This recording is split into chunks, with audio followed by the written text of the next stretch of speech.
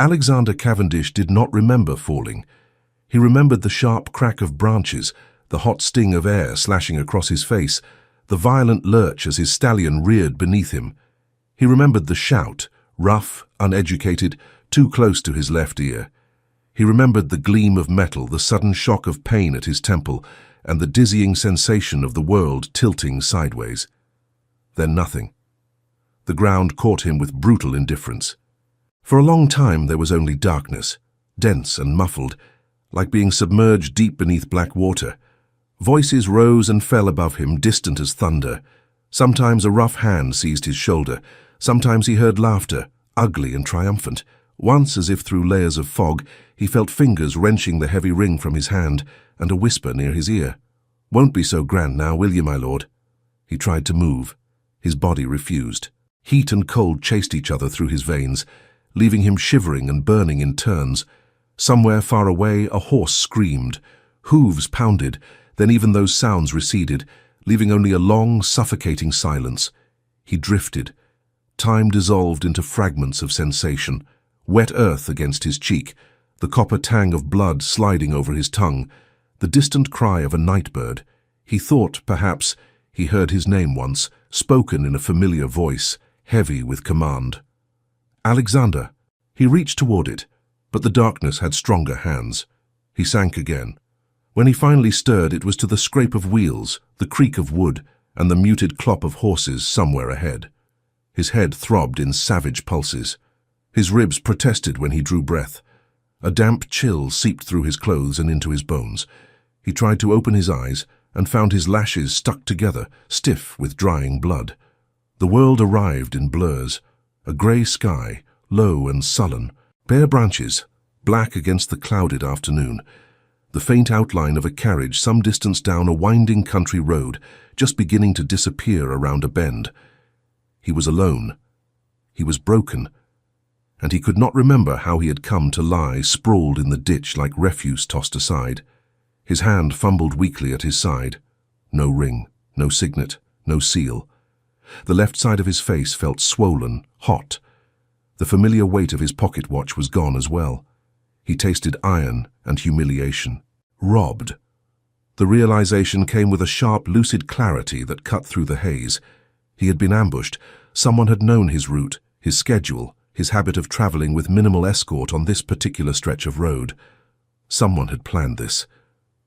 He tried to push himself up, and agony ripped through his chest, hot and blinding. The world dimmed again.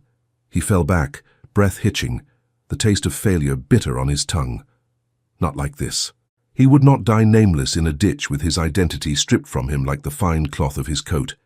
He was Alexander Cavendish, Duke of Renford, master of more land than most men ever saw in a lifetime, and he had clawed his way through enough political storms to know that surrender was nothing more than a choice. But choices required strength. He had none. The grey sky folded in on itself. His pulse thundered like distant drums in his ears. Somewhere between one breath and the next, the road fell silent again. The carriage he had glimpsed vanished entirely, or perhaps he had imagined it. Either way, darkness came again, patient and relentless. He did not see the second carriage appear half an hour later, rolling at a sensible pace, neither hurried nor idle. He did not see the young woman seated within, wrapped in a modest but well-made cloak, her gloved hands resting lightly atop a worn leather reticule. He did not see her gaze wandering absently over the winter fields, her mind still lingering on the sound of her younger sister's laughter. He did not see any of it, but Catherine Whitmore saw him. At first, he was nothing more than a dark shape on the side of the road, a lump of shadow where there should have been only muddy grass and brittle weeds. She thought it must be a fallen branch, perhaps a discarded sack. Then the carriage drew closer. Her breath caught. It was a man. "Good heavens," she whispered, straightening so abruptly that her reticule slid to the floor. "James, stop. Stop at once." The coachman's shoulders tensed. He glanced back through the small front window, his ruddy face pale beneath his cap, when his gaze followed the direction of hers. "Best not, milady," he said quickly, half turning on his box. "A man lolling in a ditch like that. No good comes of it. Could be a drunk, could be worse. Or he could be dying," Catherine said, already reaching for the door handle. "Mistress Catherine," James protested, dropping the reins with one hand in his haste to prevent her from flinging herself into danger. "Your father would have my hide if I let you out to meddle with the likes of—" "James." Her voice was calm, but there was steel threaded through it. "Either you stop this carriage, or I will jump from it while it moves." His eyes widened. "You wouldn't." She held his gaze for 3 unflinching seconds. He swore under his breath and hauled on the reins. The horses snorted and slowed, the carriage shuddering to a reluctant halt.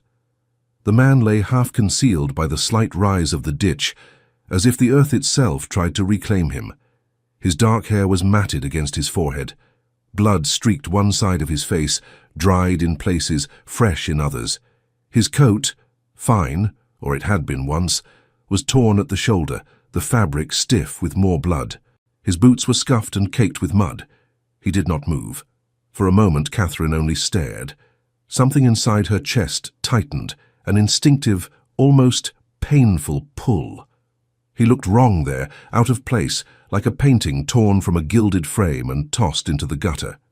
There was something about the angle of his jaw, the set of his shoulders even in unconsciousness, that spoke not of drunken collapse, but of violent interruption. "James," she said softly, "help me." "Miss, no." He scrambled down from his seat, blocking her view with the breadth of his body. "We cannot. He might be a thief, or a murderer, or playing dead to get us close. Your father, my father, is not here." Catherine stepped around him with surprising agility, her boots sinking slightly in the damp earth. The cold air bit at her cheeks, turning them a brighter pink beneath her bonnet. "I am. And I will not leave a man to die, because of what he might be." James dragged a hand over his face, torn between exasperation and reluctant respect. "If this ends badly, I'll not forgive myself." "If we leave him," Catherine said, kneeling beside the stranger, "I shall never forgive myself." She leaned closer, the faint scent of iron and damp wool filling her nose. Up close, the brutality of his condition was worse. A jagged wound marred his temple. There were bruises forming along his jaw, his neck, the visible part of his chest where his shirt had been torn open. His lips were pale, his breathing shallow and irregular. "Sir," she whispered, "can you hear me?" For a moment, there was nothing. Then, with painful slowness, his eyelids fluttered. Grey eyes, stormy, unfocused, struggled to fix on her face. She saw confusion there first, then a flicker of something else. Recognition? No. Impossible. They had never met, but it felt strangely, as though he saw her clearly for one heartbeat, as though the world narrowed to the space between them. "Who?" His voice was hoarse, barely sound. The single syllable scraped against his throat. "You are injured," Catherine said, speaking gently as if to a skittish horse. "We are going to help you. Do not try to move yet." His gaze dipped briefly to the road behind her, as if searching for something, or someone, who was no longer there. A muscle in his jaw clenched. "Ambush," he forced out. "Took everything." James made a soft, uneasy sound. "Told you, miss. Robert's men, like as not. Been thick as flies on this road of late." Catherine ignored him. "Are you alone?" she asked the stranger. "Is anyone else hurt?" His eyes closed again, as if the effort of speaking had exhausted him. "Horse," he muttered. "Gone." His hand twitched once against the ground, fingers grasping at invisible reins. "Ring." His voice trailed off. "James," Catherine said, her decision made in an instant. "We are taking him home." James flinched as if struck. "No, absolutely not. Your father will—" "Then tell him I overruled you," she said calmly. "He will believe that. Wrap him in the blanket from the carriage. Carefully. We must not jostle his ribs more than necessary."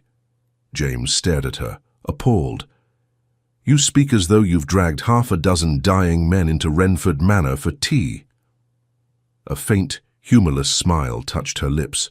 "It is not Renford Manor," she reminded him. "Not any longer.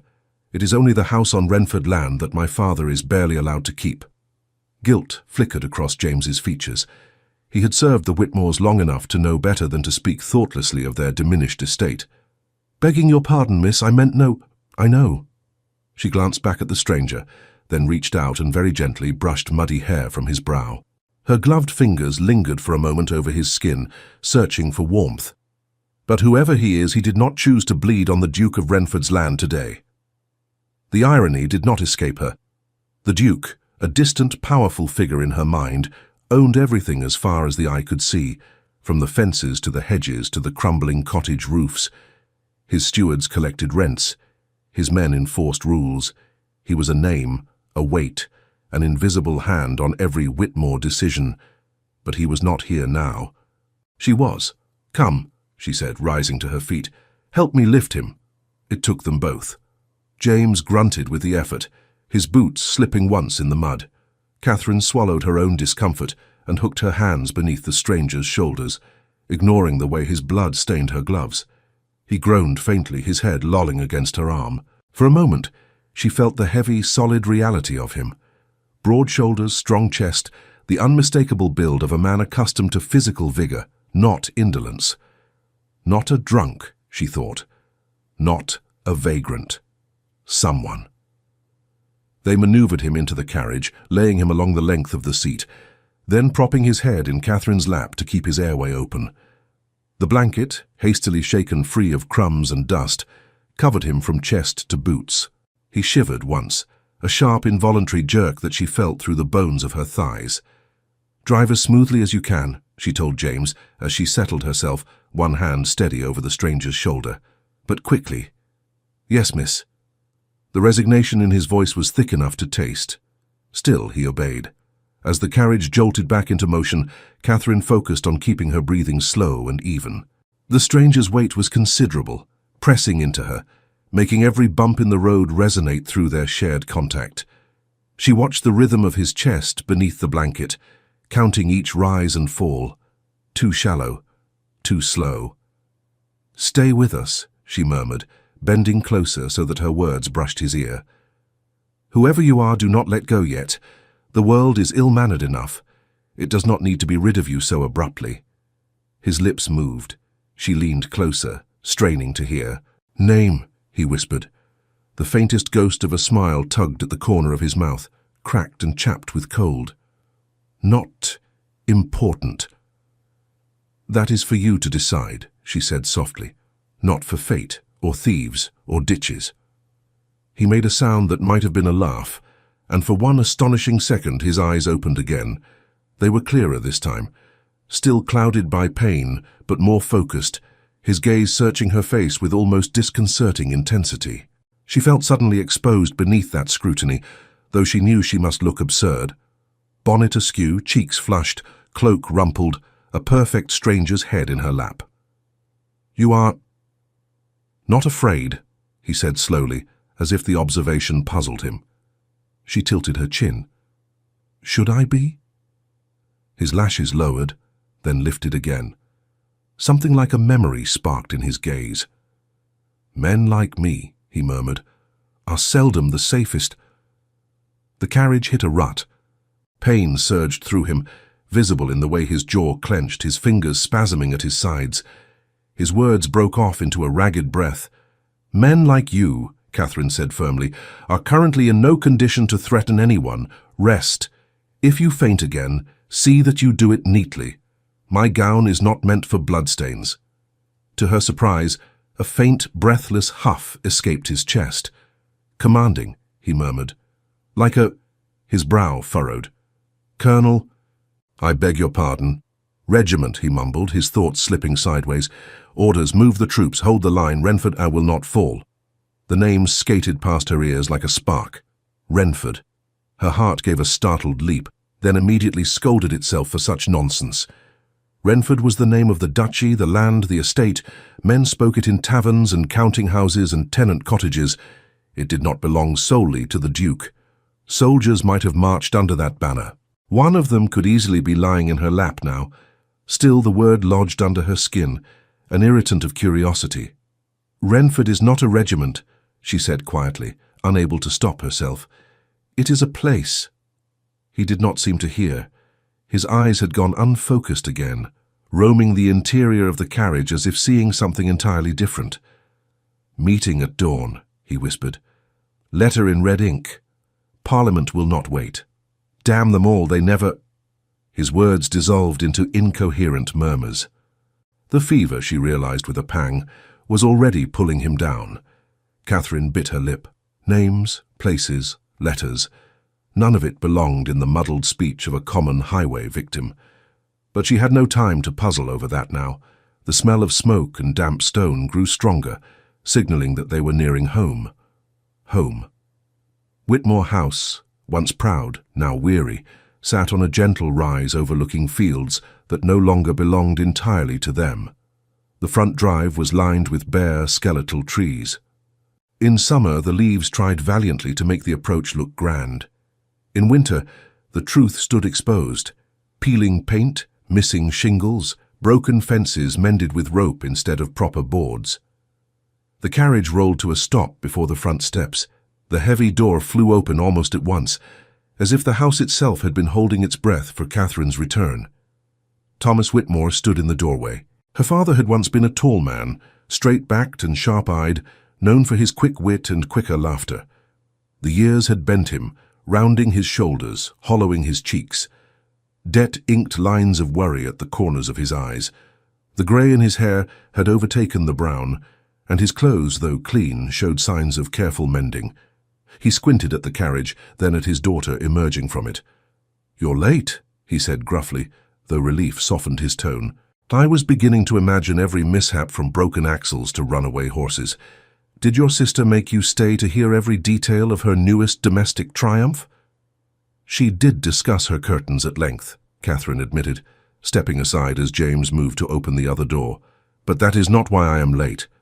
"Then what in blazes—" His question snapped in half when he saw James struggling to maneuver a limp, blanket-wrapped body from the carriage. Thomas's face drained of color. "What?" he said very quietly. "Is that—" "A man," Catherine said, her chin lifting defensively. "I can see that it is a man," he snapped, suddenly sounding more like the father she remembered from her childhood. "The question, Catherine, is why a man is being carried into my house like a sack of flour." "He was lying in the ditch by the South Bend," she explained, hurrying alongside James to steady the stranger's shoulders. "Unconscious, bleeding. We could not leave him there to die. Could not—" Thomas's hand clenched into a fist at his side. "Good God, have you lost your mind? Do you know nothing of the world? He could be a thief, a deserter, a cutthroat. He is a man," she repeated, carefully enunciating each word, "and he is gravely injured. If you wish to scold me, you may do so after he no longer hovers between life and death." Their gazes collided. For a heartbeat, father and daughter seemed to stand on a knife edge, balanced between argument and understanding. Thomas closed his eyes briefly. "Bring him inside," he muttered. "The servants will talk for a week, but better that than the coroner knocking at my door." James mined his head on the lintel. "Catherine, you are not to lift anything. If you strain your back over a stranger, I shall disown you." "You always say that," she said, the smallest hint of a smile tugging at her lips. "And you never do. Do not tempt me." They carried the stranger into the hall, where the chill of the outside air lingered despite the meager fire crackling in the hearth. The housekeeper, Mrs. Crowthorne, appeared as if conjured by the scent of trouble, her expression an all-too-familiar blend of disapproval and concern. "Oh, Miss Catherine," she clucked, pressing a hand to her ample bosom. "What have you dragged home this time?" "Not a stray cat. You will be relieved to know," Catherine said wryly. "A man. Perhaps we might upgrade your complaints accordingly." "A man," Mrs. Crowthorne repeated faintly, setting her jaw. "Of course, why would it ever be something simple like a misplaced cradle or a broken vase? No, it must be bleeding men in the front hall." "Spare me your theatrics, Crowthorne," Thomas said. "We have enough of those under this roof already. Take him to the blue room." "The blue room?" Mrs. Crowthorne sniffed. "The blue room is for guests. Guests do not generally bleed on my carpets," he retorted. "Nevertheless, it is the only chamber with a bed not threatening to collapse under the weight of a feather." "The bed in the blue room squeaks," she muttered. "Then the stranger will have something to distract him from his injuries." Despite her protests, Mrs. Crowthorne led the way upstairs, her brisk footsteps echoing down the corridor. James and Thomas carried the unconscious man between them, Catherine hovering close, ready to assist if his arms or legs slipped awkwardly. The blue room looked particularly forlorn in winter. Faded wallpaper, once patterned with delicate flowers, peeled slightly at the edges. A draught whispered treacherously around the window frame. The bed, however, was sturdy and clean, the sheets smelling faintly of lavender. They lowered the stranger onto the mattress. He groaned, his head rolling to one side, exposing the full ugly extent of the wound on his temple. Mrs. Crowthorne inhaled sharply. "He'll need hot water, and bandages, and laudanum, if we've any left." "We have some," Catherine said. "I will fetch it." "No, you will stay here," the housekeeper said firmly. "You found him, you'll fuss over him if I let you out of my sight. Sit down before you fall down. You're pale as milk." "She is fine," Thomas interjected. "But the laudanum—" "Under my bed," Mrs. Crowthorne said briskly. "In the box I told you never to touch." "You told me never to touch half the things in this house, because you break the other half."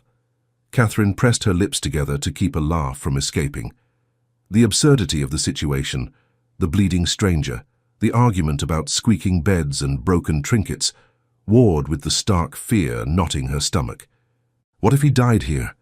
What if he died under their roof, in their care, with no name and no one to claim him? What if she had brought not just a man, but a tragedy into their fragile, threadbare world? She moved to the bedside, ignoring Mrs. Crowthorne's protests, and gently took the stranger's hand. It was cold, the veins beneath his skin standing out faintly. She rubbed her thumb over his knuckles, trying to coax warmth back into them. "Do not dare," she whispered, leaning close. "Do not dare die here and leave me forever wondering who you were." His eyelids fluttered again. For a moment his fingers tightened around hers with surprising strength. "Alexander," he breathed. Her heart stuttered. "Alexander," she repeated, the name settling on her tongue like something fragile and valuable. "Is that your name?" He did not answer. The brief flare of consciousness flickered out. His grip slackened, his hand sliding back into stillness. "Alexander," she whispered again, quietly committing it to memory. "Very well, Alexander, you are not leaving us yet. I refuse to permit it." The fever arrived with the night. It crept into the room as the sun slipped below the horizon, painting the fragile winter sky with streaks of muted pink and grey. The house fell into its usual evening rhythm, the distant clatter of dishes in the kitchen, the murmur of voices in the servants' quarters, the uneven tread of Thomas pacing in his study. In the blue room the air grew thick with the scent of sweat and herbs. Catherine sat in a chair by the bed, her cloak discarded, her sleeves rolled to the elbows. A basin of cool water rested on the table beside her, along with a stack of clean cloths, a jar of salve, and the small precious bottle of laudanum. The candlelight flickered over the stranger's face, casting sharp shadows along his cheekbones and jaw. His features were strong, refined even in distress. A straight nose, a firm mouth, a brow that furrowed when pain twisted through him. The bruises could not entirely obscure the hint of something aristocratic in the line of his cheek, the shape of his hand, the way he seemed to occupy space even unconsciously. His fever burned steadily higher. "Lord save us," Mrs. Crowthorne muttered each time she came to check on them. "He's cooking like a Christmas goose." "He will not be served on a platter," Catherine said, wringing out another cloth and laying it carefully across his forehead. His skin hissed almost audibly under the cool touch. "We are bringing the heat down, slowly." "If he lives through the night, it will be a miracle," the housekeeper said, softening despite herself. "You should sleep, Miss Catherine. Your eyes look like bruises themselves." "I am not tired," Catherine lied. Mrs. Crowthorne snorted. "And I am not old." Both statements are equally false. She studied the young woman for a long, considering moment. "I'll send up some broth, and a roll. If you're determined to sit vigil, you'll do it with strength in your bones." "Thank you." When she left, the room felt even quieter. The stranger tossed restlessly, his breath coming in uneven gasps. The sheets twisted around his legs. Once his hand shot out, fingers clawing at the air, as if reaching for something just out of sight.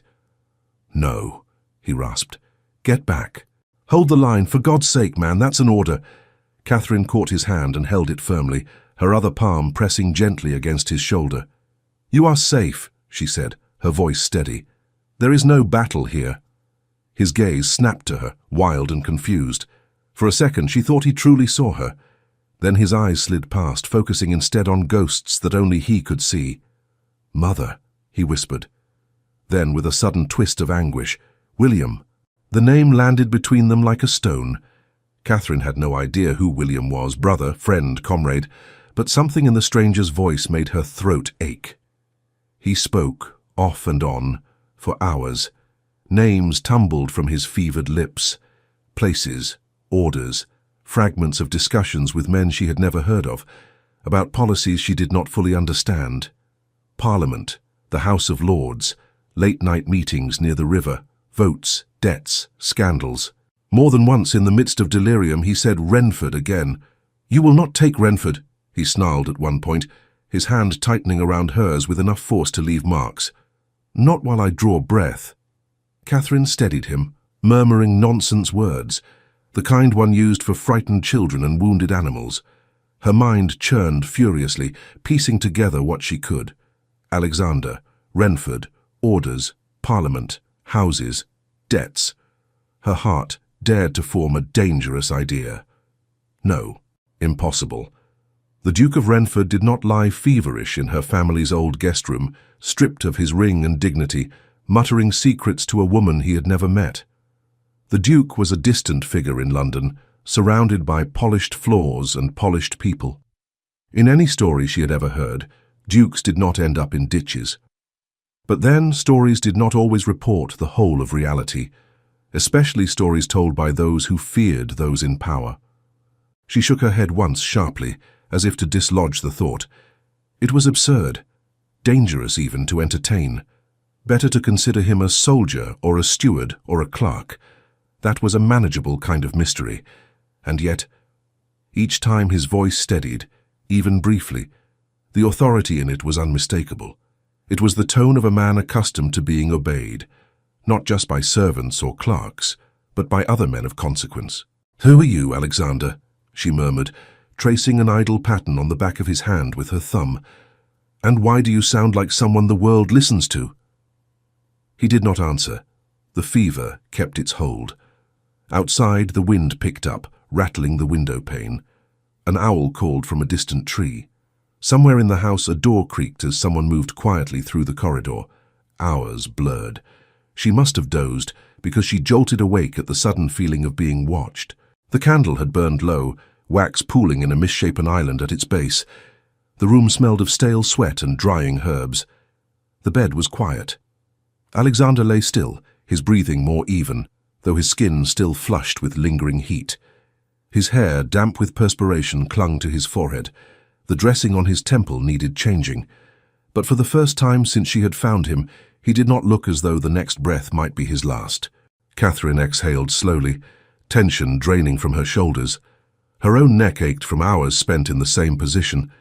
She shifted slightly in the chair, wincing at the pins and needles shooting down her legs. "Of course," came a dry voice from the doorway.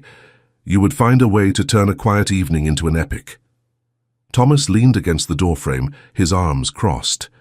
The lines around his eyes had deepened, shadows bruising the skin beneath. He tried for a light tone, but his gaze flicked anxiously to the man in the bed. "How is he?" he asked, and there it was, the worry he had tried to hide. "Better for the moment," Catherine said. "The fever has dropped slightly. He is less restless." "Less prone to shouting battlefield orders, you mean?" her father said. "Crowthorne tells me he has been running entire campaigns from that mattress." "He is not in his right mind," she said quietly. "Men say strange things when fever grips them." "Strange things like the names of members of Parliament?" Thomas asked, raising a brow. "Because that is one of the tidbits that floated to the servants' ears, along with something about a vote in the Lords that would ruin the country's spine, whatever that means." Catherine opened her mouth, then closed it. "We should not listen to the ravings of a delirious man as if they are coherent thoughts," she said finally. Thomas studied his daughter, then the stranger, then his daughter again. "Tell me, my girl, do you honestly believe that a common labourer, or even a common soldier, would speak in his ravings of the Lord Chancellor, the Corn Laws, and Renford in the same breath? She hesitated. No? No, he echoed softly. He stepped closer to the bed, peering down at the man's face with a grudging curiosity. That is a gentleman's face, whether we like it or not, and not a minor one. Look at the set of his nose, the way he does not slouch even in unconsciousness. That is aristocracy bred into the bones. Then he will have a family who misses him, Catherine said. People who will be looking for him. Or people who put him in that ditch, Thomas muttered. She glanced sharply at him. I think, he said, that men of power do not arrive broken on our doorstep without a reason, and those reasons are rarely kind ones. He rubbed a hand over his jaw. We should send word to the magistrate, or to Renford Manor. At the mention of the estate, something prickled at the base of Catherine's neck. To do what? She asked. Announce that we found an unconscious man and speculate about his importance based on the shape of his nose. We have no proof of anything, Father, not even his surname. Thomas sighed. You always were cursed with sense at the most inconvenient times. Then let us use it now, she said. We will wait until he wakes and asks questions. When his mind is clear, we can decide what to do next. Until then, we only risk making ourselves look foolish, or worse, making him vulnerable if someone dangerous truly did this to him. She had appealed to his caution, his pride, and his lingering sense of chivalry all at once. Thomas groaned quietly, as if physically pained by being persuaded. Very well, he said at last. We wait. But if he is some sort of... He waved a vague hand. Conspirator, or traitor, or debtor hiding from his obligations, or... We will deal with that when we come to it, Catherine interrupted gently. For now he is simply a man who owes his life to our stubbornness. Thomas's mouth twitched. Your stubbornness, you mean? I was inclined to leave him to his fate, you recall. She remembered all too well the flare of anger that had flashed across his face when she had first described what she intended to do. He had shouted. She had shouted back. James had shifted from foot to foot, looking as if he wished very much to be anywhere else. The argument had ended only because there had been more pressing concerns, like bandaging a gaping wound. If he lives, Thomas said slowly, do you know what he will owe you? A debt? She said lightly. I am not so poetic as to call it a life. A debt of honor, he said, ignoring her attempt at levity. And men who mutter about Parliament and Renford do not settle debts of honor lightly. She thought of their muddled finances, of the long humiliating interviews with stewards sent from Renford Manor, of the threats, delicately veiled, about arrears and evictions, of the way Thomas's shoulders curled more with each passing year. A debt of honor is not a coin one can spend, she said quietly. No, he agreed, but it is a shield sometimes, and God knows we could use one. Catherine said nothing. They lapsed into silence, the only sound the steady tick of the clock on the mantel and the stranger's softer, more even breathing. The candle guttered, then flared again, stubbornly clinging to light. You should sleep, Thomas said eventually, his voice gentler. Crowthorne has made up the small room next to this one for you. If anything changes, she will come flying in here like a hawk after a field mouse. I will stay a little longer, Catherine said, just until I am certain the fever is truly easing.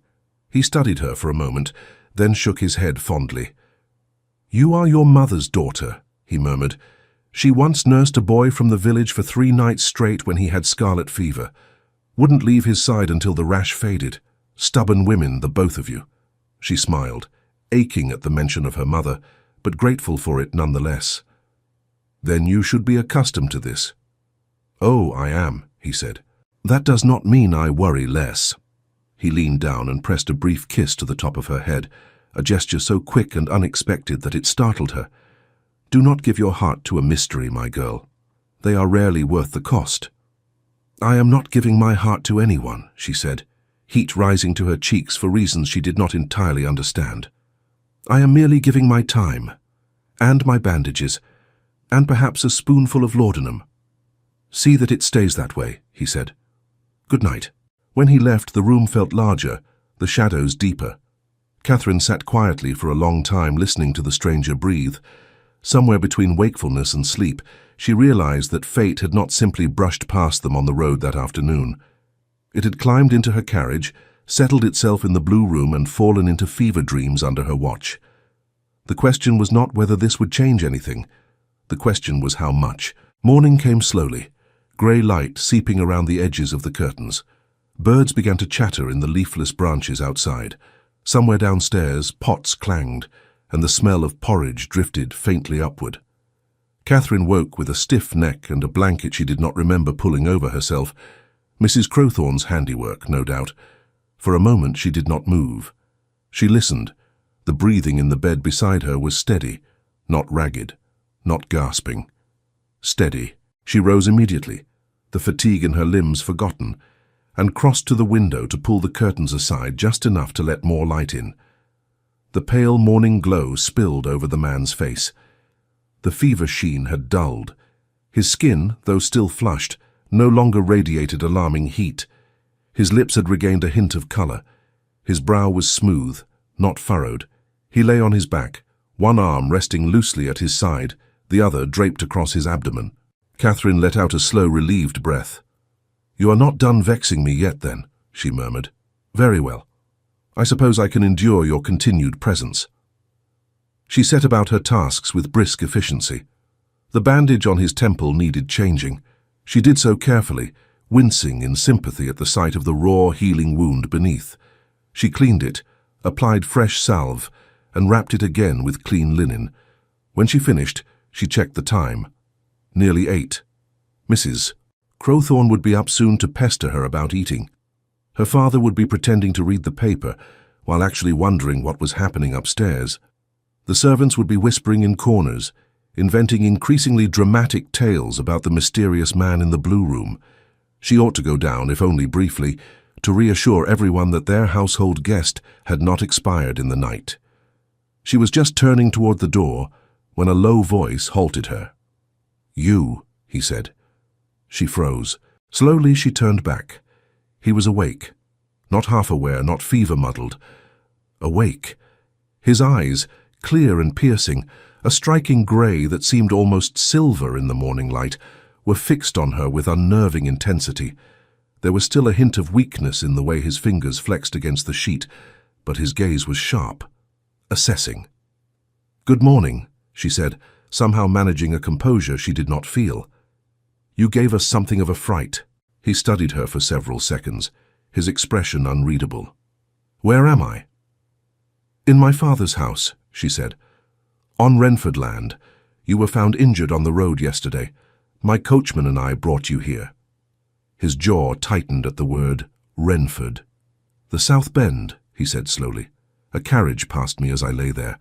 I thought—" He shook his head once. "I was not certain whether I imagined it." "You did not," she said. "That was us." "And you stopped," he said. "Not a question, an observation." "Yes. Against your coachman's advice," he added, a faint thread of something, amusement, in his tone. "And I suspect against your father's wishes." She lifted a shoulder. "My father was not present. The coachman voiced his concerns, but ultimately the decision was mine." He blinked. "You took an unknown man into your carriage. You brought him into your home. You nursed him through the night, all without knowing his name." "I know your name," she said quietly. "You told me." "Alexander." Something flickered in his gaze, wariness, then resignation. "I did not intend to," he said. "You were not at the time in control of your intentions," she replied. "You were feverish. You spoke of many things." His eyes narrowed almost imperceptibly. "What else did I say?" She considered him for a moment. His voice had the calm, measured cadence of a man who knew how to wield it as both weapon and shield. Even lying in a borrowed bed with bandages around his head, he radiated a certain command. It made her all the more determined not to let him intimidate her in her own house. "Enough to know that you are a man accustomed to being obeyed," she said. "Enough to suspect that you are not a simple farmer or soldier." His mouth quirked at one corner. "And does that make you regret helping me?" She met his gaze without flinching. "If you had been a simple farmer, your life would be no less valuable. I would have helped you regardless." Surprise flickered briefly across his features, quickly replaced by something more guarded. He shifted slightly, then winced, a hand flying instinctively to his ribs. "Careful," she said. "You likely have bruising, perhaps a cracked rib. The doctor would have been useful, but he is 2 villages away and considers a sprained wrist to be a life-threatening emergency. We decided to spare you his dramatics." He stared at her. Then, unexpectedly, he laughed. It was not a full, deep laugh. His injuries would not allow it, but a rough, surprised sound that altered his face entirely. The severity softened, revealing a hint of what he might look like, unburdened by pain or responsibility. "You have a talent for irreverence, miss." He paused, brows lifting in question. "Catherine Whitmore," she supplied. "Daughter of Thomas Whitmore, resident troublemaker." "Miss Whitmore," he repeated, as if testing the name on his tongue. "Then allow me to thank you properly. You have, by all appearances, saved my life." She felt an unexpected flush creep up her neck. "You are not yet fully recovered. Save your declarations of gratitude until you are no longer confined to bed. Many things seem more dramatic when viewed from a horizontal position." He smiled faintly. "And are you always this unwilling to accept thanks?" "Yes." "Why?" "Because words are cheap," she said simply. "If you truly wish to repay a debt, you do it with actions. And I do not rescue men in ditches for the sake of what they might do for me later." He studied her again, his gaze searching her face for something. Approval? Judgment? She could not tell. "Nevertheless," he said slowly, "a man should know to whom he owes his life, and he should tell her his full name, if only so that she may curse it properly if he ever proves himself unworthy." Her heart gave a curious little leap. There it was again. Honor, debt, the weight of things spoken in seriousness. She inclined her head. "That seems reasonable." He drew in a breath, winced once more as it pulled at his ribs, and then pushed through the discomfort as if sheer will could override pain. "My name," he said, "is Alexander Cavendish." The name meant nothing to her, but the next did. "Duke of Renford." The room seemed to exhale all at once. Silence fell, heavy and dense. The wind outside rattled the window again, as if reacting to the revelation. Catherine stood very still, her hand resting lightly on the footboard, her fingers suddenly numb. Of all the possibilities she had entertained, soldier, steward, minor lord, this had hovered at the edge of her imagination like a wild, forbidden thought she had not dared give shape to. And now here it was, shaped, solid, undeniable. The Duke of Renford lay in the blue guest room of her father's struggling house, his head having rested in her lap, his fever secrets spilled in her hearing. Her father's landlord, the man whose name stamped every rent notice, the man whose decisions reached into every corner of their lives, the man she had, more than once in the privacy of her own room, sworn at under her breath for the constriction of their circumstances. Her stomach tightened. He watched her carefully, no doubt accustomed to a variety of reactions when he spoke those words: awe, deference, greed, fear. Catherine offered him none of those readily, but she could not pretend indifference. "The Duke of Renford," she said quietly, "on Renford land in a Whitmore guest bed." "Yes," he said, a wry twist to his mouth. "I appreciate the irony as keenly as you do." Her mind raced ahead, imagining her father's reaction when he learned the full truth, the servants' whispers, the village gossip, the potential danger, the potential opportunity. "Does anyone know," she asked, "that you are here, that you are... you?" His gaze darkened. "The men who left me in that ditch know," he said. "Or rather, they knew who I was when they stripped me of my ring. Whether they left me for dead believing no one would find me, or hoping someone particular would, I cannot yet say." "And beyond them," she pressed. "My household in London will know that I did not return when expected," he said. "Renford Manor likely believes me in town. The distance between here and there is sometimes as wide as the ocean. News travels slowly." "Then we are, for the moment," she said slowly, "your only witnesses, your only Keepers.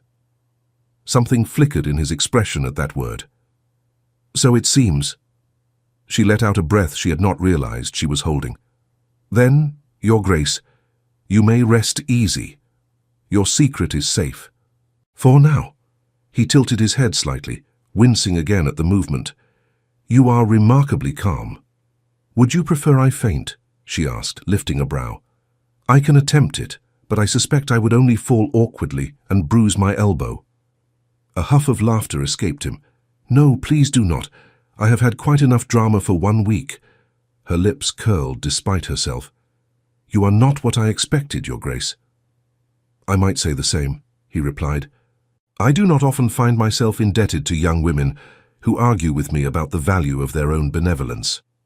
Then perhaps you should fall into ditches more often, she said dryly. It might broaden your experience. His eyes gleamed. You would not wish that. You have already demonstrated how much work it is to drag me out of one. She bit back a smile, annoyed at how easily he could draw out her humor even now. You are impertinent for a man who nearly died on my upholstery, and you are bold for a woman who has just discovered that she spent the night watching over a duke, he countered. Her cheeks warmed, but she lifted her chin. Titles are useful in practical matters, she said evenly. They do not impress me much beyond that. He sobered, his gaze sharpening. Then what does impress you, Miss Whitmore? She opened her mouth to answer, and realized she did not have a ready response. What did impress her? Not wealth, certainly. She had seen what wealth without compassion did to men. Not titles, not lineage, not charm. Character, she thought. Courage. The willingness to do what is right when it is inconvenient or costly. Actions, she said finally. The choices a person makes when no one is watching. How they treat those who can do nothing for them. Something in his expression changed, tightening, as if her words struck too close to a place he kept guarded. Then, he said quietly, you misjudged me when you brought me here. I can do much for you, Miss Whitmore, for your father, for this house, if I so choose. She held his gaze. Then we will see, she said. Won't we? The door flew open then, sparing him the need to respond immediately. Miss Catherine, your porridge is getting cold and I refuse to watch you wither away like a neglected— Mrs. Crowthorne's voice cut off mid-scold when she saw the Duke sitting partially upright, his eyes open. Oh, well, that's a complication, isn't it? Alexander's brows drew together, as if perplexed by her lack of deference. I beg your pardon. You will, once you've tasted my broth, she said briskly. Your Grace. The honorific landed slightly late, as if she had only just decided to attach it. Miss Catherine, out. You will eat something while the Duke pretends not to be in pain. I am not, he began. You are in pain, she said briskly. If you were not, you would be a corpse. Only corpses are entirely comfortable after such a beating. You will not move. You will not attempt to stand. You will sip this slowly and pretend it tastes delightful. She thrust a steaming cup toward him. He stared at her, then at the cup, then back at her. Does everyone in this house issue commands as if they expect to be obeyed? He asked. Yes, Catherine and Mrs. Crowthorne said in unison. He blinked. Then, to Catherine's astonishment, he took the cup. She slipped out of the room while the housekeeper bustled in, her mind whirling. The Duke was awake, conscious, aware of who he was and where he lay, and he had already begun to test the edges of the invisible lines that shaped their small, precarious world. Below stairs, the house hummed with the usual sounds of morning. Her father sat at the scarred dining table with a piece of toast and a cup of tea that had gone cold. The newspaper lay open in front of him, but his eyes were distant. He is awake, Catherine said, sliding into the chair opposite him. Thomas blinked, returning from whatever gloomy corner of his thoughts he had occupied. And he remembers his name. She took a breath. Alexander Cavendish. Her father frowned. That sounds familiar. It should, she said softly. He is the Duke of Renford. The expression that crossed Thomas Whitmore's face was not one Catherine would soon forget. Shock, fear, fury, and beneath all of it, a deep, bone-deep weariness. The Duke, he said as if the word itself offended him. In my house. "In your guest bed," she said, "bleeding on your sheets, drinking Mrs. Crowthorne's broth." He stared at her. "Did he say anything about—" He gestured vaguely around them. "Money? Debts? Evictions? Did he threaten to throw us into the snow the moment he could walk?" "No," she said, "though Mrs. Crowthorne has not yet invented a broth hearty enough to support such a declaration." "This is not amusing," he snapped, then immediately seemed to regret his tone. He ran a hand through his thinning hair. "Of all the men in all the ditches in all of England, you had to drag home the one who holds our future like a noose in his hands." Catherine folded her hands in her lap. "He does not seem eager to tighten that noose," she said carefully. "If anything, he seems grateful and more unsettled by his vulnerability than by our presence." "He is a duke," Thomas said. "Of course he is unsettled.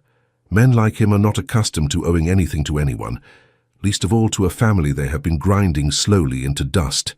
Her heart squeezed. "We do not know that he personally—" "His name is on the papers," her father said harshly.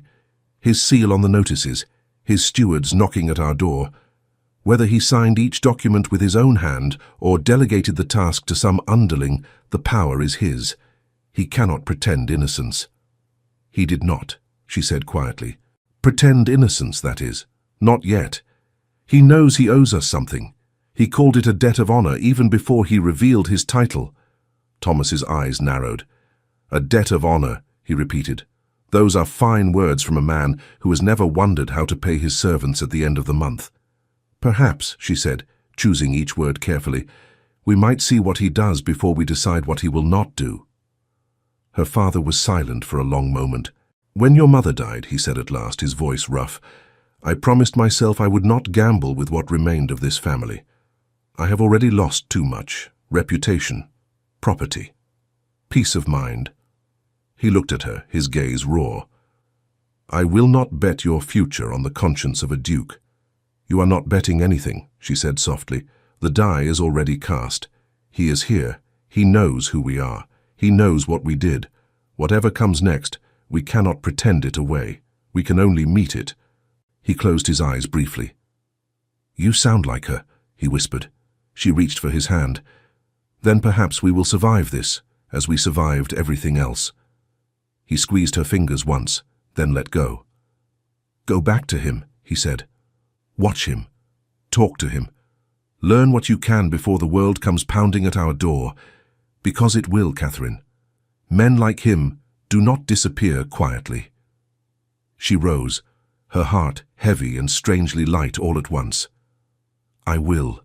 As she climbed the stairs, Catherine felt the threads of her life tighten and shift. Yesterday, the Duke of Renford had been nothing more than a name on paper, a shadow in faraway rooms where decisions were made without her input. Today, he was a man in her guest room, drinking her housekeeper's terrible broth and sparring with her over the nature of gratitude. Tomorrow was a mystery. But for the first time in a long time, she felt something unfamiliar stir beneath the constant press of worry and responsibility. Anticipation. The road that had always stretched predictable and narrow before her now forked in a direction she had never imagined. She had reached down into the ditch and pulled up not just a man but a story with the power to unravel and rewrite the threads of her world. And she could not, for the life of her, look away. By the third day, Alexander Cavendish had become an unwelcome fixture in the rhythms of Whitmore House. Unwelcome not because he was unpleasant, but because his presence changed everything. Servants whispered in corners. Mrs. Crowthorne grumbled louder than usual, which Catherine recognized as concern wrapped in complaint. Thomas paced his study, muttering calculations that had nothing to do with crop yields and everything to do with dukes and debts, and the impossible tangle of gratitude and resentment. And Catherine found herself spending far too much time in the blue room, telling herself it was duty when it felt dangerously like something else. Alexander recovered with the stubborn determination of a man unaccustomed to being told what his body could not do. On the morning of the third day, she found him attempting to stand without assistance, one hand gripping the bedpost, jaw clenched against the pain radiating through his ribs. "Sit down before you fall down," she said from the doorway. He glanced at her, a flash of irritation quickly suppressed. I have spent enough time horizontal to last a lifetime. Then spend a few more days ensuring you do not spend the rest of it that way permanently, she retorted, crossing to his side.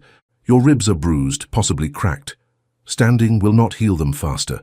It will only give Mrs. Crowthorne an excuse to say, "I told you so," when you collapse. She already says that hourly, he muttered, but he allowed Catherine to guide him back to the chair by the window. He settled into it with poorly concealed relief, breath coming shorter than he wished. "You are a terrible patient," Catherine observed. "I am an impatient patient," he corrected. "There is a difference. Not to those who must endure you." His mouth twitched despite himself. "You have a gift for deflating a man's dignity, Miss Whitmore." "Your dignity survived being dragged unconscious from a ditch," she said. "I suspect it can survive a few pointed observations." He studied her, the morning light catching the grey of his eyes and turning them almost silver. "You do not speak to me as others do," he said quietly. "Should I curtsy more?" she asked, deliberately misunderstanding. "No." His gaze held hers. "I mean, you speak to me as though my title is incidental, as though the man matters more than the rank." She considered that. "The rank did not bleed on my upholstery," she said finally. "The man did. I am more concerned with the latter." Something shifted in his expression, surprise perhaps, or recognition. "My mother would have liked you," he said. "Would she?" "She believed that character outweighed title," he said. "A philosophy that made her deeply unpopular in certain circles and deeply beloved in others. She insisted I walk the tenant farms, know their names, see which children had boots for winter. My father thought her sentimental. I thought her inconvenient." "And now?" Catherine asked softly. "Now she is the voice in my head every time I sign an order that affects lives I will never see," he said. "I do not always live up to her standards, but I hear her disappointment when I fail." Catherine sank into the chair opposite him. "That is a heavy ghost to carry." "Better than carrying nothing at all," he replied. They sat in comfortable silence for a moment, the winter sun pale against the floorboards. "Your Grace," she said eventually, "why were you on that road alone? Surely a duke does not travel without guards, without the pageantry expected of my station," he finished. "No, but I was meant to meet someone quietly. A minister who prefers his conversations unrecorded. We had business regarding grain tariffs and trade restrictions, matters that make powerful men unhappy when altered." "And someone new," she said, understanding dawning. "Yes." His jaw tightened. "Someone knew my route, my timing. They took my ring, my papers, my horse, left me for dead, or close enough." "But they did not kill you outright," she said. "Why?" "That," he said, "is the question that keeps me awake. A dead duke creates investigations, inquiries, consequences. A missing duke creates confusion, and confusion can be useful if one wishes to act in his name without his interference." Catherine's stomach tightened. "Someone could be impersonating you." "With my ring and seal? Easily." His hands curled into fists. "Every day I lie here, someone may be giving orders, signing papers, ruining lives in my name, and I am powerless to stop it." She saw the frustration coiled in every line of him, the leashed fury of a man accustomed to control now stripped of it. "You are not powerless," she said. "You are healing. There is a difference." "Tell that to the tenants who may be evicted while I convalesce," he said bitterly. "Tell it to yourself," she countered. "You are no use to anyone dead. Recover first, then act." He looked at her, and slowly, some of the tension eased.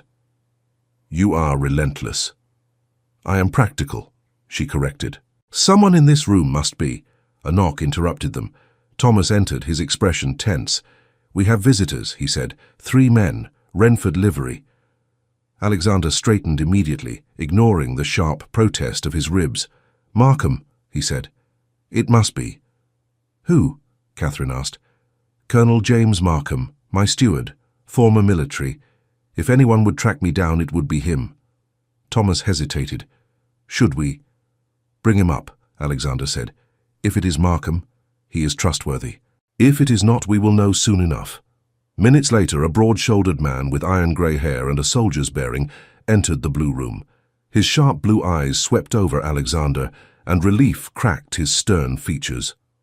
"Your Grace," he said, voice rough, "I expected to find you dead." "I am delighted to disappoint you, Colonel," Alexander replied dryly. Markham's gaze flicked to Catherine, then Thomas, assessing. "You brought him here?" "Yes," Catherine said simply. "For you saved his life." "That remains to be seen," she said. "He is still recovering." Markham's mouth almost smiled. "Miss Whitmore, I presume. His Grace owes you a debt." "So he keeps saying," she replied.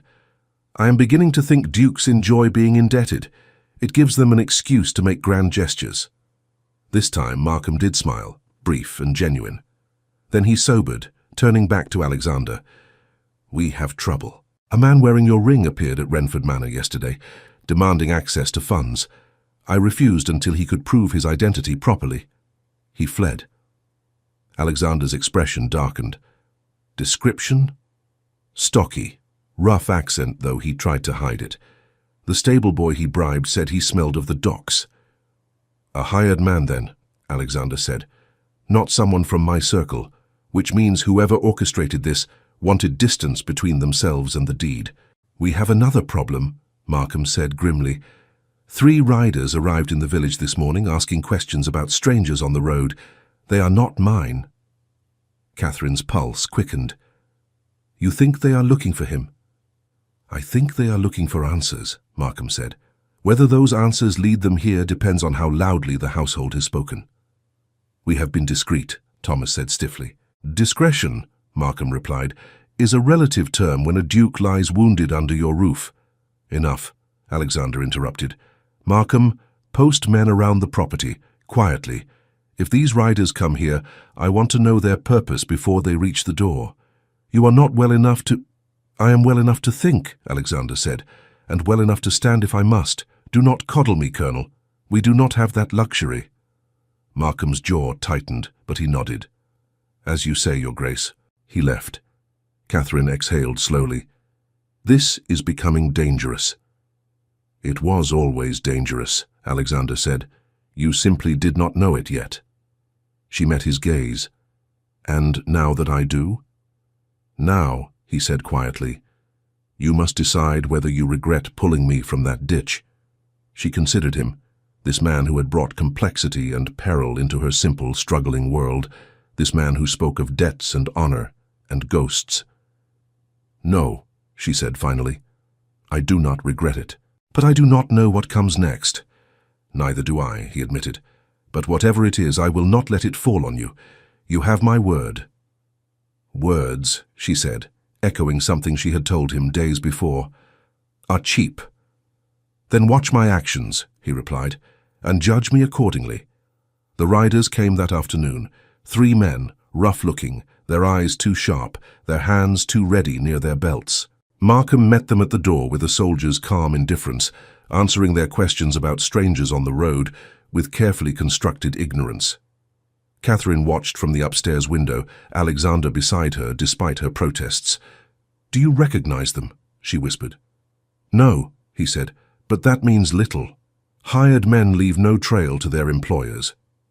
One of the riders glanced upward, his gaze sweeping the windows. For a heartbeat, Catherine thought he saw them. Then Markham said something, drawing attention back. The conversation grew tense. One rider gestured sharply. Markham's posture shifted almost imperceptibly, his weight balanced, ready. Then, abruptly, the riders mounted and left. Catherine exhaled. "They will be back," Alexander said quietly. "How do you know?" "Because they are not convinced," he said. "And unconvinced men do not stop asking questions." That night, as the household settled into uneasy quiet, Alexander made his decision. "I leave for Renford Manor tomorrow," he told Catherine when she brought him tea. "Markham is right. I am putting you in danger by remaining." "You are not well enough," she protested. "I am well enough to sit a carriage," he said, "and I cannot stay here, drawing threats to your door." She wanted to argue, wanted to insist he stay until fully healed, but she knew he was right. "Very well," she said quietly. He reached for her hand, his touch warm and deliberate. "Before I go, there is something you must know." She waited, pulse quickening. "Your father's debts," he said. "They are cleared. The land is yours, free and clear. I've already sent the orders." She stared. "You cannot—" "I can," he said, "and I have. It is not charity, Catherine. It is payment for a debt of honor. You saved my life. I am returning a measure of yours." Tears prickled her eyes, unexpected and unwelcome. "That is too much." "It is not nearly enough," he said softly. "But it is a beginning." "A beginning of what?" she whispered. He held her gaze, something fierce and vulnerable flickering there. "I do not know yet, but I would like to find out, if you are willing." Her breath caught. "You are a duke. I am—" "You are the woman who saw a stranger bleeding in a ditch and chose compassion over caution," he said. "You are clever, brave, and entirely too good at deflating my pride. You are, in short, the most interesting person I have met in years." "That," she said unsteadily, "is a dangerous thing to say to someone you have known less than a week." "Then let me know you longer," he said. "Come to London, as my guest. Let me show you that not all of my world is insufferable. And if I find it entirely insufferable," he smiled, "then I will know I chose wisely, because only someone worth listening to would tell me so." She looked at him, this man who had arrived broken and left her world irrevocably changed. "I will think about it," she said. "That," he replied, "is more than I hoped for." The next morning, Alexander Cavendish, Duke of Renford, left Whitmore House in a well-sprung carriage, Markham riding alongside, guards discreetly positioned. Catherine watched from the doorway as he paused before entering the carriage, turning back to meet her eyes one last time. He did not wave, did not call out. He simply looked at her as though memorizing her face. Then he was gone. The house felt impossibly empty. Thomas found her still standing there an hour later. "He will come back," her father said quietly. "You do not know that." "I know men," Thomas said, "and that man is not finished with you." 3 weeks later, a letter arrived. It was written in a bold, precise hand on heavy paper, embossed with the Renford seal. "Miss Whitmore, I have thought of little else but our conversation. London still waits. So do I. Yours in gratitude and hope." Alexander Catherine read it 3 times. Then she sat down and began to write her reply. The world, she thought, was about to become far more complicated, and for the first time in years, she welcomed it. London arrived in Catherine's life the way Alexander had, sudden, overwhelming, and impossible to ignore. The journey from Whitmore House had taken 3 days, the roads muddy and rutted from early spring rains. Catherine sat in a well-appointed carriage sent by the Duke of Renford himself, accompanied by Mrs. Crowthorne, who had insisted on coming despite her loud protests that London is full of thieves, liars, and people who think too much of themselves.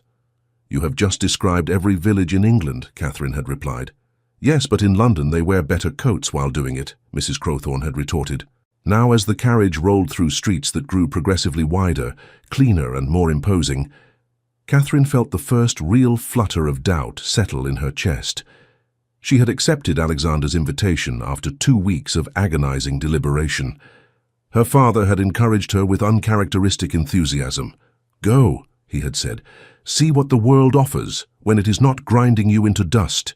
You have earned that much." But earning the right to visit and belonging in a world of dukes and duchesses were 2 entirely different things.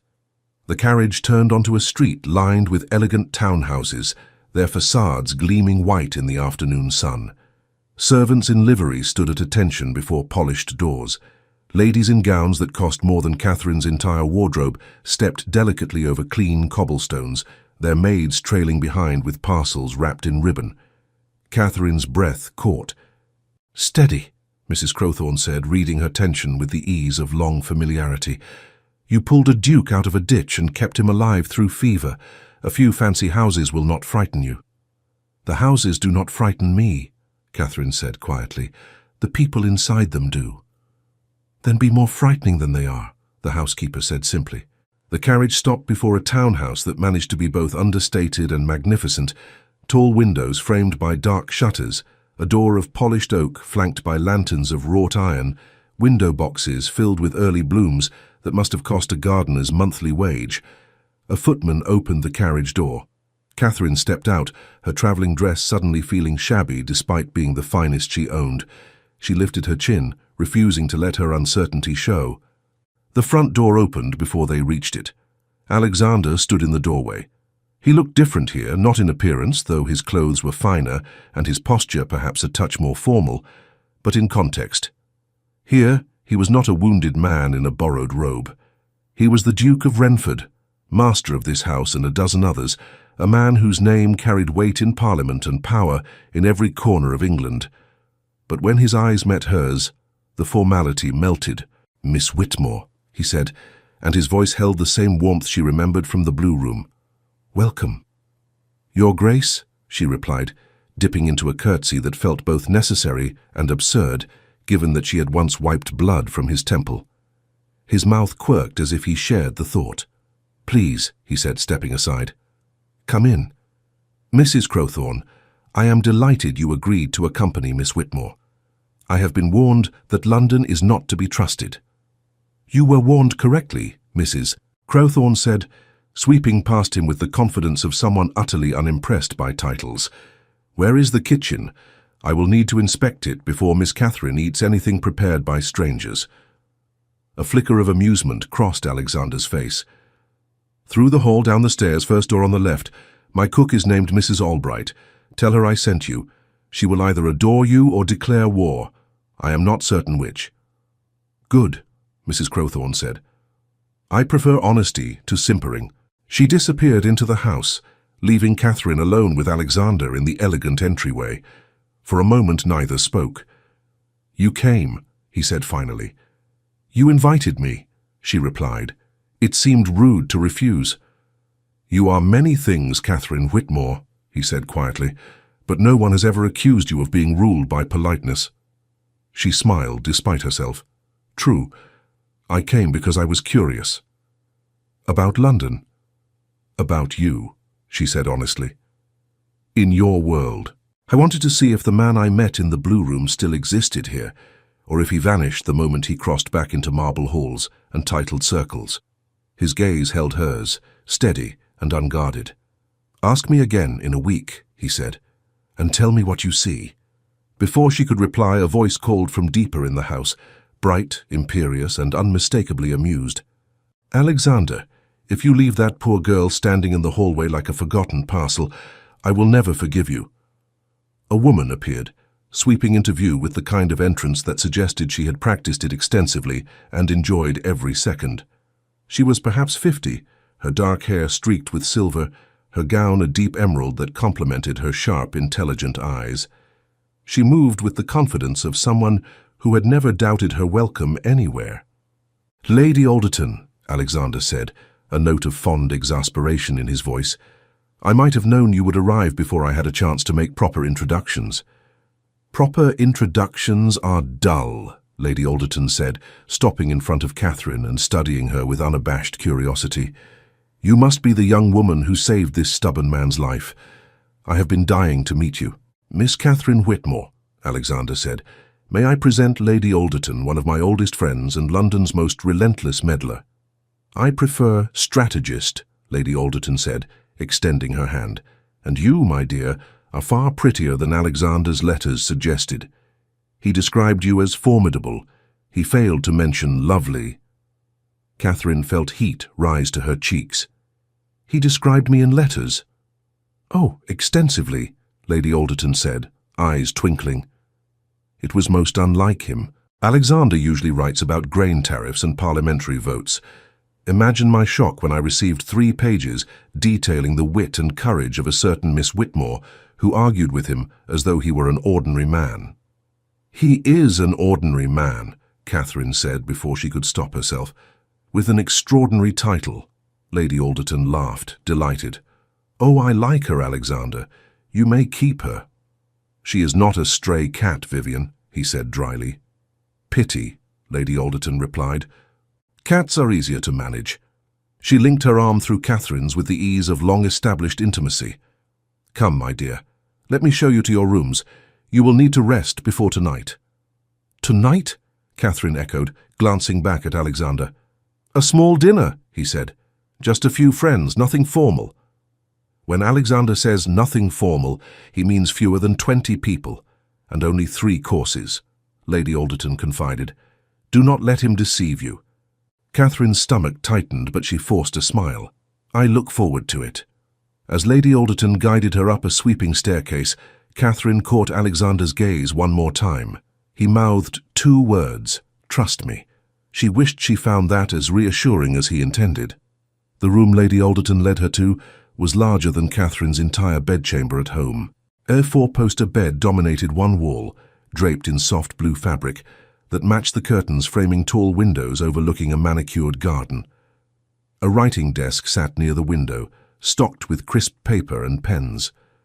A wardrobe, already open, revealed several gowns that had certainly not come from Whitmore House. "Alexander had those made for you," Lady Alderton said, following her gaze.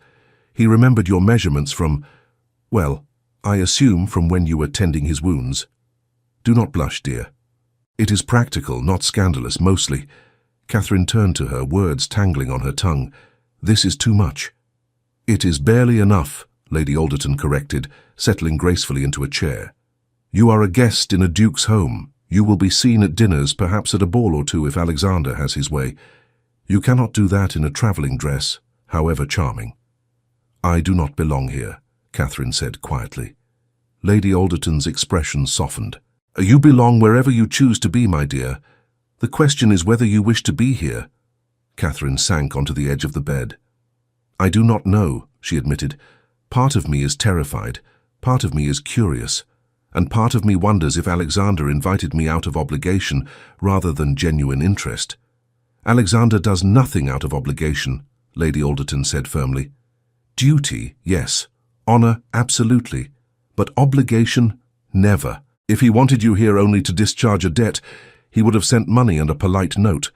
Instead, he sent a carriage, an invitation, and approximately 7 letters to me, fretting over whether you would actually come." Catherine's heart skipped. 7? "At least," Lady Alderton said. "Possibly more. I stopped counting after he asked for the 3rd time whether I thought emerald or sapphire would suit your complexion better." Despite herself, Catherine smiled. "He is smitten," Lady Alderton said bluntly. "Inconveniently, awkwardly, and entirely against his better judgment, but smitten nonetheless. The question, Miss Whitmore, is whether you feel the same." Catherine looked down at her hands, twisting in her lap. "I pulled him out of a ditch," she said. "I nursed him through fever. I argued with him about grain policies I barely understood. And somewhere in all of that I began to—" She faltered. "To care," Lady Alderton finished gently. "Yes," Catherine whispered. "But caring for a wounded man in my father's house is different from caring for a duke in London. Here, he has responsibilities, expectations, a world that does not include me." "Then make it include you," Lady Alderton said. "Not by changing who you are, but by refusing to apologize for it. You are not less than anyone in this city, Catherine. You are simply different, and different in the right hands is extraordinary." Catherine met her gaze, finding unexpected warmth there. "Why are you helping me?" "Because Alexander deserves someone who sees him, not his title," Lady Alderton said. "And because I have spent 30 years watching this city chew up genuine people and spit out polished shells. I would like just once to see it fail." The dinner that evening was exactly as Lady Alderton had predicted. 18 guests, 4 courses, and enough scrutiny to make Catherine feel like a specimen under glass. She wore one of the gowns Alexander had provided, a soft rose silk that fit perfectly and made her feel both beautiful and fraudulent. Mrs. Crowthorne had helped her dress, muttering the entire time about unnecessary frippery while secretly looking pleased. Now seated in Alexander's dining room beneath a chandelier that held more candles than Catherine had seen in her life, she tried to remember how to breathe. The guests were a mixture of lords, ladies, and wealthy commoners, politicians, merchants, a retired general, and 2 women whose sharp eyes missed nothing. Conversation flowed around her in currents she struggled to follow, debates about trade routes, speculation about the king's health, gossip about someone's daughter who had eloped with a French comte. Alexander sat at the head of the table, presiding with the ease of long practice. But his gaze found Catherine often, a silent reassurance each time. Across from her sat a man introduced as Lord Pembroke, tall, languid, with mischievous eyes, and a smile that suggested he found the entire world amusing.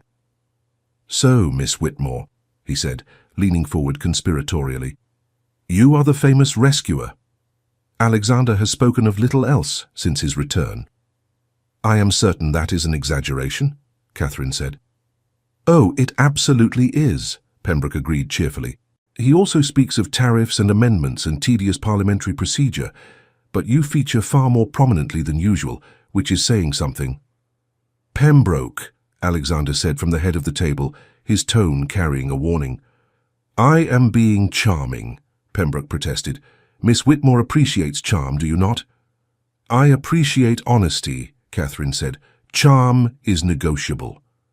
Pembroke blinked, then laughed. "Oh, Alexander, she is perfect. Do not let her escape." "I have no intention of letting her do anything," Alexander said. "Miss Whitmore makes her own decisions." "How refreshing," drawled a woman to Catherine's left, Lady Cassandra, a beauty with ice-blonde hair and a smile that did not reach her eyes. "Most women in your position would be eager to please." Catherine met her gaze evenly. "I have never found eagerness to please particularly useful, Lady Cassandra. It tends to make one agreeable rather than interesting." A beat of silence. Then Lady Alderton laughed, bright and approving. "Well said, my dear." Lady Cassandra's smile thinned, but she said nothing more. The rest of the dinner passed in a blur of courses and conversation. Catherine answered questions about Whitmore House, about the countryside, about her family. She deflected inquiries that felt too probing, and met condescension with calm refusal to be diminished. By the time dessert arrived, an elaborate confection of cream and berries, she felt exhausted and strangely exhilarated. When the ladies withdrew to the drawing-room, leaving the men to their port and cigars, Lady Alderton appeared at Catherine's side. "You survived," she murmured. "Barely," Catherine admitted. "Nonsense, you were magnificent. Lady Cassandra has not been put in her place so neatly in years. She does not like me." "She does not like anyone who threatens her position as the most desirable woman in Alexander's orbit," Lady Alderton said. "She has been angling for a proposal from him for 3 years. Your presence is inconvenient." Catherine's chest tightened. Did he ever?" "No," Lady Alderton said firmly. "He is unfailingly polite to her and utterly indifferent, which, of course, only makes her more determined." Before Catherine could respond, the men rejoined them. Alexander crossed the room directly to her side. "Walk with me?" he asked quietly. She nodded. He led her through glass doors onto a terrace overlooking the garden. The night air was cool, scented with early roses. Lanterns glowed softly among the paths. For a moment they simply stood in silence. "I am sorry," Alexander said finally. She glanced at him. "For what?" "For Lady Cassandra's barbs, for Pembroke's teasing, for thrusting you into a world where you are measured and judged before you have even finished your soup." "I can handle judgment," Catherine said. "I have been judged my entire life, for my family's debts, for my lack of dowry, for daring to have opinions. This is simply a different audience." He turned to face her fully. "You do not have to endure it.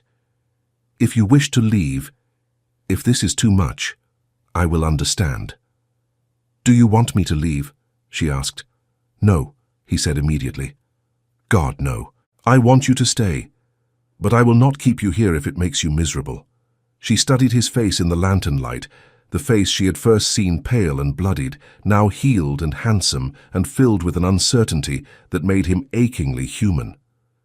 "I am not miserable," she said. "I am overwhelmed. There is a difference." "Then stay," he said softly.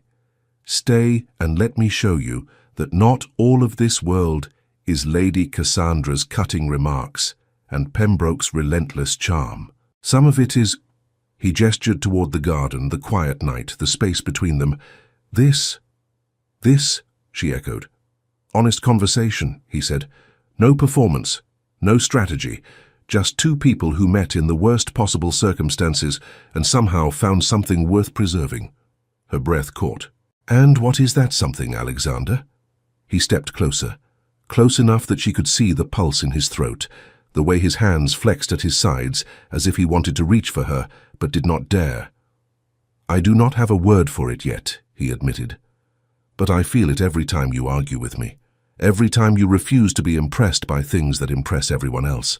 Every time you look at me as though I am simply a man who owes you a debt, not a duke who could change your circumstances. You have changed my circumstances, she said. You cleared my father's debts. You gave us back our land. That is not nothing. It is payment, he said. Not a gift. You saved my life, Catherine. I gave you back your security. We are even. Then why am I here? She asked, her voice barely above a whisper. Because I am greedy, he said. I want more than even. I want to know what happens next. I want to hear you laugh at Pembroke's terrible jokes and watch you put Lady Cassandra in her place with nothing but a well-timed sentence. I want to argue with you about things that do not matter and agree with you about things that do. I want... He stopped, searching for words. I want you in my life, Catherine, not as an obligation, as a choice. Tears pricked her eyes, unexpected and unwelcome. You are a duke, she said. I am the daughter of a man who nearly lost everything. We do not belong in the same story. We are already in the same story, he said. It began in a ditch on a muddy road. The question is whether we write the next chapter together or apart. She looked at him, this man who had been a stranger, then a patient, then a puzzle, and now something far more complicated and terrifying. I am afraid, she admitted. So am I, he said. But I have learned that the things worth having are usually the things that terrify us most. Slowly, giving her every chance to step away, he reached for her hand. She let him take it. His fingers curled around hers, warm and solid and real. Stay, he said again. Not forever, not yet. Just long enough to see if what we have can survive outside the blue room. She nodded, not trusting her voice. He smiled then, soft and genuine, and for the first time since arriving in London, Catherine felt the tight knot in her chest begin to ease. Perhaps she did not belong here yet, but perhaps with time she could. The next 3 weeks unfolded like a dream, or a test, Catherine could not decide which. Alexander introduced her to his world carefully, as though understanding that too much too fast would crush rather than dazzle. She attended small gatherings, walked in parks where fashionable society promenaded, visited museums and galleries where Alexander explained art with the enthusiasm of someone who had been waiting years for an audience who actually cared. She met his friends, Lord Pembroke, who flirted shamelessly and made her laugh despite herself, Lady Alderton, who became something like a mentor, and a handful of others who seemed genuinely intrigued by the woman who had saved the Duke of Renford's life. She also encountered his enemies, though they wore polite smiles and spoke in coded language. Men who resented his power, women who resented her presence. Whispers followed her through ballrooms. Who is she? Where did she come from? What does she want? Catherine learned to ignore them. What she could not ignore was the way Alexander looked at her when he thought she was not watching, as though she were something precious and fragile and entirely unexpected. One afternoon, as they walked through Hyde Park, he said, "You have been here 3 weeks. What do you think of London now?" She considered. "It is loud, crowded, expensive, full of people who care too much about appearances and not enough about substance." "And yet," he prompted. "And yet," she said, "it also has bookstores on every corner, theatres that perform Shakespeare properly, and a man who once nearly died in a ditch and somehow convinced me to give him a second chance." He smiled. "Only a second chance?" "Do not be greedy, Your Grace." They walked in comfortable silence for a moment. "Catherine," he said suddenly, stopping beneath the shade of an oak tree. "There is something I must ask you." Her heart thudded. "Yes?" "I am hosting a ball," he said, 2 weeks from now. It will be large, formal, and insufferably tedious in places. But it will also be the moment when I make clear to London society that you are not simply a guest in my home." "Then what am I?" she asked. He met her gaze steadily. "The woman I intend to court, properly, publicly, with every intention of asking her eventually to marry me." The world seemed to tilt. "Alexander," she breathed. "I know it is fast," he said quickly. "I know we have only known each other a handful of weeks. I know that you have every reason to doubt whether this is real or simply gratitude dressed up as affection. But Catherine, I have spent my entire life surrounded by people who want something from me. My title, my money, my influence. You are the only person who ever wanted nothing but to keep me alive. And somewhere between the Blue Room and this park, I realized that I cannot imagine my life without you in it." Tears spilled over before she could stop them. "You are crying," he said, stricken. "I have made you cry. I'm sorry, I'm crying because I'm happy, you idiot," she said, laughing through the tears, and terrified, and utterly overwhelmed. "Is that a yes?" he asked cautiously. "It is a maybe," she said. "Ask me after the ball. Let me see if I can survive being courted by a duke in front of all of London. If I can, then we will talk about the rest." He smiled, relief and hope mingling in his expression. "That is more than I dared hope for." "You are very easy to please," she said. "Only when it comes to you," he replied. The ball was everything Catherine had feared and more. The ballroom glittered with candlelight reflected in mirrors and crystal. Women in gowns worth more than Whitmore House swept across polished floors. Men in impeccable evening dress discussed politics and horses and investments, and Catherine stood at the top of the staircase in a gown of deep midnight blue, Alexander at her side, feeling as though she had stepped into a story that was not hers. "Ready?" he murmured. "No," she said honestly. "Good," he said. "Neither am I." They descended together. The whispers started immediately. Heads turned. Conversations paused. Catherine felt the weight of 100 gazes and forced herself to keep her chin high, her expression calm. Alexander led her to the center of the ballroom. The orchestra struck up a waltz. He bowed, she curtsied, and then they danced. Catherine had learned to dance as a girl, though she had rarely had occasion to use the skill. But Alexander led with the confidence of someone who had done this 1,000 times, and she found herself following easily, their bodies moving in sync. "They are staring," she whispered. "Let them," he said. "They have never seen me dance with someone I actually care about." "And how many people have you danced with?" she asked. "Hundreds," he said. "None of them you." Her heart swelled. The waltz ended. Applause rippled through the room. And then, to her shock, other men approached asking for dances. Lord Pembroke claimed the next, spinning her across the floor with theatrical flair. "You are doing splendidly," he said. "Half the room is jealous. The other half is confused. Both are excellent outcomes." A retired general danced with her after that, asking thoughtful questions about Whitmore House and nodding approvingly at her answers. Even Lady Cassandra approached, though her smile was brittle. "You have done well for yourself, Miss Whitmore," she said. "I have done nothing but be honest," Catherine replied. Everything else followed. Lady Cassandra's smile froze. How quaint.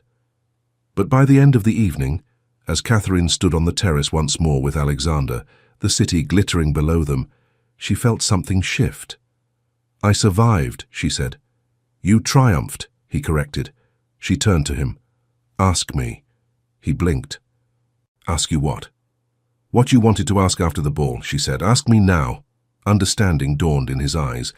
"Catherine Whitmore," he said softly, taking both her hands in his. "Will you allow me to court you? Will you give me the chance to prove that what I feel is not gratitude or obligation, but something real and lasting and entirely inconvenient?" She smiled through fresh tears. "Yes." He exhaled, relief and joy flooding his features. "Yes?" "Yes," she said again. "But I have conditions." "Name them." "I will not become someone I am not," she said. "I will not simper or pretend or apologize for caring about things that matter. If you want me, Alexander, you get all of me. The arguments, the stubbornness, the refusal to be impressed by titles. I would not have you any other way," he said. "And," she continued, If we do this, if we truly do this, you must promise me that you will see me, not the woman who saved you, not the novelty, me. I have only ever seen you, Catherine, he said quietly. From the moment I woke in that blue room and you told me not to dare die there, you have been the clearest thing in my life ever since.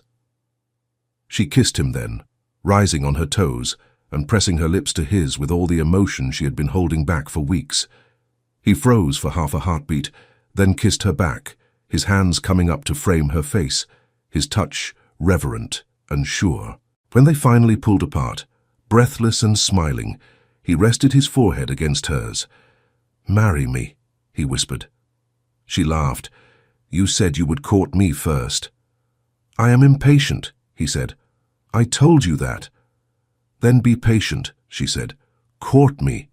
Let me grow accustomed to this world, and when the time is right, ask me again." "And will you say yes?" he asked. She smiled.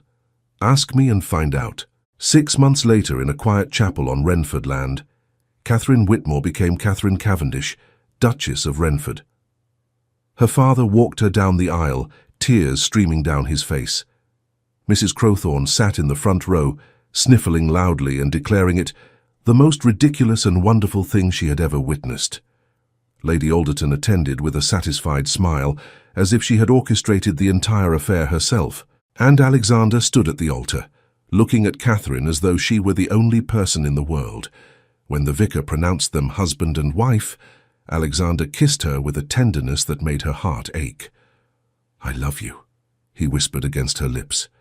"I love you too," she whispered back, "even though you are still a terrible patient." He laughed, bright and free, and she realized that the man she had pulled from a ditch had become the man she would spend her life beside. Not because of duty, not because of debt, but because somewhere between a muddy road and a midnight blue gown they had chosen each other.